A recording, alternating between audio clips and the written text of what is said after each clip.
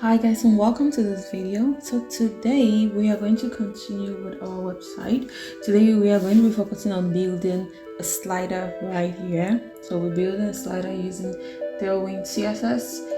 Our project is in NextJS, and we're also going to be using two libraries. One library called React Slick, and the next library is Slick Carousel. So we're going to be using those two libraries to build our slider. We want to make an automatic slider. It's going to be so much fun. This is the first time I'm going to be using this library, so we're going to be studying the library together and implementing it together for the first time. So in case this is the first video you're watching on this channel and you have just stumbled on this website and you don't know what's happening, how the other sections were being built, I'm going to put links to the playlist so you can start from the first video and follow along with us as we are building this fully responsive accountability tribe website. So I hope you stick with us. I hope you go back and check the other videos, or if you're just looking for a slider, an automatic slider, totally understandable, then this is the video for you. But make sure you subscribe so that if I have other interesting content for you down the line, you will be able to see that. So without further ado, let's get to building our slider.